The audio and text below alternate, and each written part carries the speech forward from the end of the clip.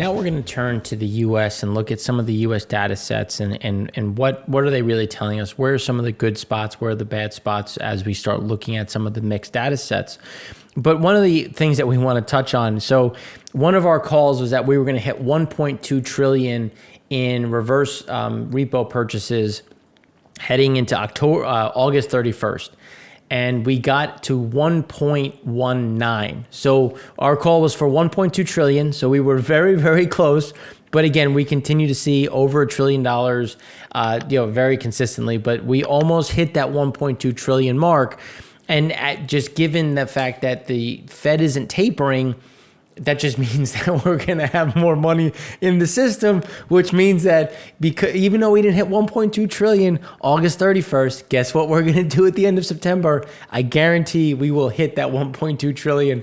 We could even hit it beforehand, and then we'll be talking about 1.3 trillion at that point. But it's just funny because the absurdity of these numbers at this point in time it's hard to put into perspective the amount of zeros that are being used in this world today. But again, here we are. This is the world we live in. And speaking of zeros, we want to look at the 2021 federal budget. So let's look at, so this is put out by JP Morgan. I thought it was a good backdrop when you look at government spending and then what is going to come in. Like when you look at income, well, what is income? That's tax revenue. So when we look at tax revenue, corporate tax revenue, social insurance, which just means other taxes on top of these other pieces, and then the other things that we actually try to make money on. So that means that we have to borrow about $3 trillion or 44% of the national budget. And when you think about the aspect that we have to borrow, so we have to increase borrowing, 44% of the budget has to be borrowed, but we're also going to be rolling old debt. So we're going to be rolling debt because we can't pay off what we have clearly because we don't have a surplus, we have a deficit.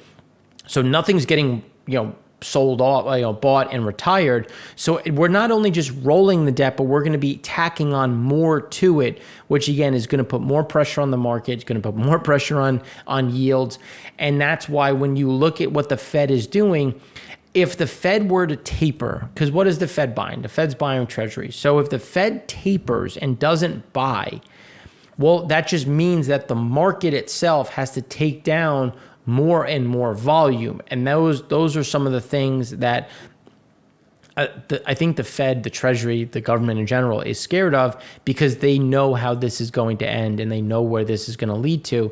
But at the same time, when you have almost $1.2 trillion going to the RRP, we don't need the liquidity. The liquidity is going nowhere outside of going from one bank balance sheet to the central bank balance sheet and back. And they're just going back and forth and they're earning 5 basis points on it. Or I should say you, the consumer, is earning 5 basis points on that. Or they're earning 5 and passing through 2. So again, it's a nominal nothing. All you know is you get your money back, but it's at well below inflation rates. So realistically, you're losing money every day because there's no yield within the banking system, which is why no one has anything in savings. Everyone is pushing things into the market. Whether or not it's a good or bad idea, you look at NFTs where people want to buy essentially penguins and ugly rocks because what else you can do with your money? You can't leave it in the bank. So let's go out and try to find something that's going to generate some sort of yield. And that's when you start looking at inflation. So when you look at what the Fed can choose, these are some of the options that they have. They can look at the Federal Reserve Bank of Cleveland median and say that, we're at 2.3%, which is still well within a comfort range from what we're targeting. They can look at US CPI, which is at 4.3%. Or your U.S. personal consumption expenditures at 3.6%. I'm sorry, U.S. CPI 4.3. So again, all of these are just showing that, and which is why we talk about all of them. But they're all trending in the upward trajectory. So when you look at U.S. CPI is going to start to pivot sideways. It's not going to continue to go up at the same rate, but it also won't come down. And we'll talk about reasons why going forward, one of them being rents and housing in general. But then when you look at personal consumption expenditure, that is going to continue to grind higher because we know, based on what companies have said, what we're seeing in supply chains, what we've seen between prices paid and prices received, there's going to be more pass through to the consumer, which is why regardless, that median number for the Cleveland CPI is going to get pressured up. And that's when you start looking at the economic confidence index from Gallup. Now, we have several of them just so you can see that there is a trend where there's more and more concern on where the economy is going. So the economic confidence index has dipped again, falling back to February level, still off pandemic lows, but also well off pandemic highs. So you're starting to see this growing concern, and it's a mixture of small businesses struggling, the difficulty of getting labor, the cost of finding labor.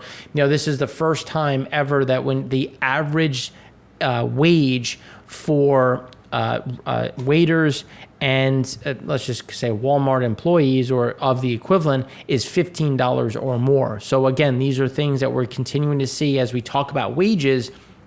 The lowest quintile is increasing exponentially on a percentage level, but on a gross dollar amount, it's still small, while the other top four continue to weaken, which again is putting some of that longer term pressure when we consider about where consumer spending is going to go. And now this is just looking at Civic Science Economic Sentiment Index, again, coming down to the lows. This is showing us at the lows of COVID, but again, this is just showing that the general trend is continuing to weaken as the supply chains remain problematic. Inflationary pressures are there. These are some of those things, especially when you consider that government transfers are getting cut. September 6th, so next week, we're going to have the final end to the extra benefits for COVID. So again, you're starting to see some of these things grow and fester. But then when you consider what is Delta doing, what are some of the impacts of Delta or the growth of COVID? It's one of the things that we like to look at is the somewhat concern, because people have maintained some of this somewhat concerned in general. So the average person is like, look, I'm going to go about my day. I see it's a risk. I'll take precautions, but I'm going to still do something. Maybe I won't go to the store twice. I'll go to the store once a week, or I'll go to the store every other week, but I'm just going to be cautious. And the biggest shift is the very concerned to the not at all concerned. The not at all concerned so these are the people that swapped significantly, and it was probably the not at all concerned fell to somewhat concerned, and then some of the somewhat concerned fell to the very concerned as the Delta variant comes through. But in general, I don't think you're seeing a huge shift. And I think the very concerned will go away a bit, but the question is going to be, what does the fall look like? And do we see the same type of rise in infections that we've seen in the South, in the North, as people go indoors, as school starts again? Or are we going to see the benefits of vaccines and we won't get the same type of increase? These are going to be things to watch. But when you look at the underlying data, when you look at mobility, when you look at spending, it's had a nominal effect in general. And it's something that we don't, as we said previously, we didn't expect it to be a big issue, and it really wasn't. The question is going to be, what happens as school starts up again, and we do have general slowing. So the momentum continues to slow down when we look at services, manufacturing shifting lower. And this is just looking at what are some of those pressure points. Service PMI continues to miss to the downside. Manufacturing PMI, it fell, but it was higher than expectations. So we'll talk about that in a minute. But just in general, economic growth is slowing after we did have a big surge. So it's going to be a mixture of what does that look like going forward, and how are those impacts going to be felt throughout that time period. So then let's just look at, and we'll do a quick high level of some of the data sets. So when we look at wholesale inventories, inventories have gotten a little bit worse at the wholesale side, a little bit better at retail. Personal income, that's where we were talking about that personal income is getting better on a percentage level because of that lowest quintile. Not to say that that's a negative, because it isn't. But when we look at that ability to buy, the disposable income, it's a bit mixed as to where is that going to come from, because it typically arises from the top quintiles, not the lowest one. But then when you look at deflator, the PCE deflator, coming in 4.2% year over year versus the expected 4.1 month over month, right in line. But real spending, when you factor in inflation, so that's looking at inflation and income, that's where you're starting to see that pressure and that slowdown, which is showing up in some of these sentiment indicators from the University of Michigan, where you're just not seeing people feel as confident about the market. And we'll talk about some of the implications of that and causes. So now when we look at some of the most recent data, you look at pending home sales with a swing and a miss, expected at 0.3% growth, came in at negative 1.8%. But when you start talking about Dallas manufacturing, Fed expected at 23, came in at 9. When we look at some of these Dallas Fed prints, that just shows some of those pressures through August. And then it's really what things are going to look like going through September, where we still are going to have this overhang.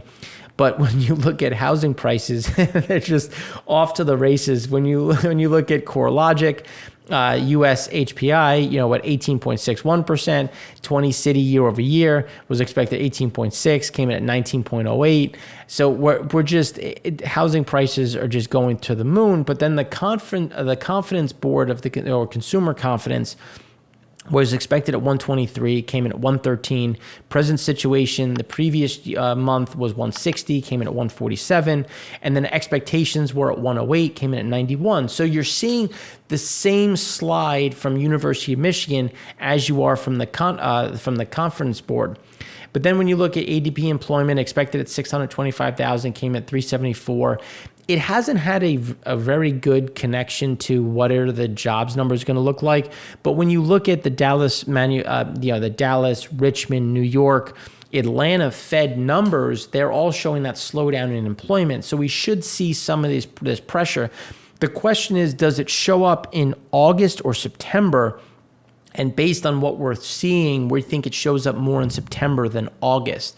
So we should be able to get a decent number in terms of where things are going. And now when we look at market, U.S. manufacturing was expected at 61.2, came in at 61.1. And construction spending staying fairly stable, really driven based on residential versus non-residential, and we'll talk about that. But then when you look at ISM manufacturing, was expected at 58.5, came in at 59.9. So again, it's still below or right in line with the month before. A little bit better than estimates, but we want to see what his services do, because ISM employment actually came into contraction. So last month it was 52.9, came in at 49. So we're starting to see that slowdown and even contraction, which whether it shows up mostly in August or September, we're looking at it more on the September side. So when we put it all together, this is what the kind of the snapshot is. So ISM manufacturing was stronger in August, 59.9. But then when you look at new orders, production, and new export orders were all stronger. And when you look at export orders in general, you can see that just the especially new orders, that pink line continues to remain robust. So there's going to be demand for it. But when you look at employment, they're essentially again trying to do more with less as labor costs continue to go up. So that's going to be something to watch when we look at the unemployment, employment numbers in terms of jobs in general. Then when we look at that contribution, supplier deliveries. So when you take out supplier deliveries, we're still expanding. We're still in a growth stage. It's just at a 55, not at this 59.5. And that's where we continue to see these pressure.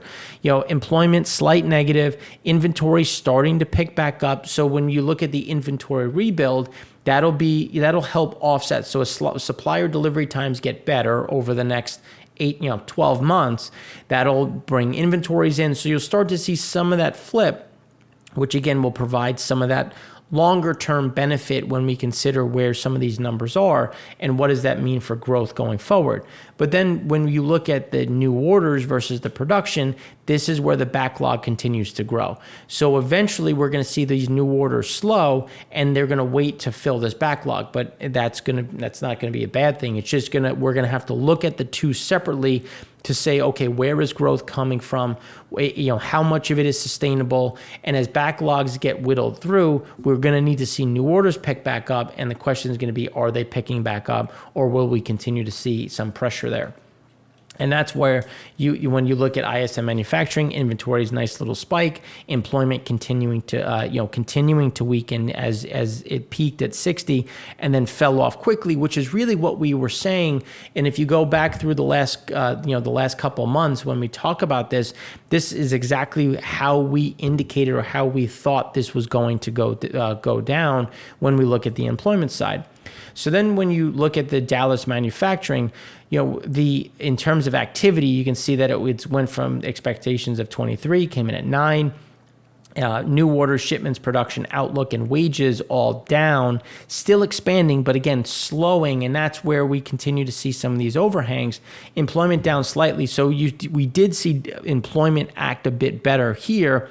And that's when you look at the country in general, because this is looking at different regions and sections. So some sections will be better than others, which again is going, depending on the percentages of how that impacts the actual jobs number. We'll talk about, are we seeing longer term growth? Are we going to meet or miss expectations? I would say that we probably miss expectations, not by much, but then the pressure really grows as we head into the September, October months. And here's just putting it into perspective when you look at prices received. So prices received still remaining elevated, turning over a little bit. But one of the things that we've been, again, beating constantly is that it's not that it's going to continue to go up. It's just going to not go down. And you're going to see a lot of this sideways move. So then when we go to the Kansas City side, so Kansas City manufacturing survey was 25, actual came in at 29.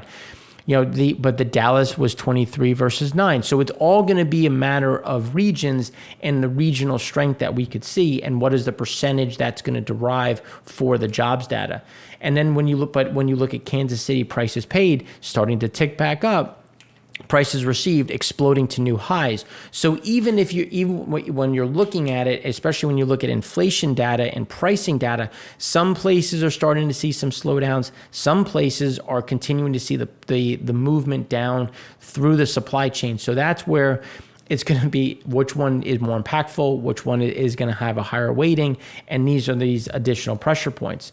And then the Chicago PMI survey was 68, came in at 66.8, coming down the lows. But when we put it all together and aggregated U.S. regional manufacturing survey subcomponents, inventory levels are still low, employment fairly flat, starting to roll over a bit as we come into August. Production is down, being, again, supply chain issues. And new orders are following that movement down because you're starting to see this pressure that is really kind of consolidating and putting this movement towards 50. Again, still expansionary, but we're seeing some of these pressure points that are going to mount against some of the levels of activity. And then when we look at pending home sales, down negative 1.8% versus the estimate of positive 3%. And then your revenue down 1.9%. And then when we look at Chief Economist Lawrence Yun, supply still not matching demand, but inventory is slowly increasing, and buyers should start to see more options in coming months. And why is that? Well, when we look at the National Home Price Appreciation, or the HPA index for July, we have soared up to, again, 16%, and that just means that, based on what we're seeing with Case-Shiller, what we're seeing going forward, we're going to continue to see this grinding higher. But what does that mean? So let's look at Case-Shiller. So Case-Shiller at 19.08%, as we said earlier. When we look at Case-Shiller home price versus CPI urban consumer, so home price, national home price is up 18.6%, but inflation for, when you look at owner's equivalent, is at 2.4%. So you're going to see that, again, pulling it higher, given rates are lower, but you're just seeing people taking the additional money that they're saving and buying bigger homes. So when you look at, okay, well, the home buyer demand index has really kind of flatlined. And it just means that people are still buying, but you're not seeing this parabolic growth. You're just seeing things start to top out, and we're going to start to see that roll. And why is that? Well, the Conference Board Consumer Confidence buying conditions for existing homes is at the lowest level on this chart, which goes back to 2011. So people are like, look, prices are stupid. I'm not paying that price. So you're seeing people balk at these price increases. So even, and just, speaking anecdotally, prices are still selling well over where they were even 6 months ago. It's just they're not getting asking anymore, because asking was 250,000 above where it was. Instead, they're not getting that number. They're getting just below it, whether it be 25, 30,000 below. But now you're starting to see asking coming above. And what does that mean? It means that you'll start to get an adjustment lower, because they want bidding wars. They want people to compete for this. So we'll probably see some of these asking prices come down, but still close at the same level. It's just going to be a matter of, how is that looked at, and how do realtors adjust for it. And then asking rent growth. So apartment rent continuing to surge up, single family rent. Again, all of these things are going to pull that CP number higher. So then when you start looking at those pending home sales, you can put it into perspective and see some of these pressure points and why we're going to see some of this continued slowdown over the coming few months.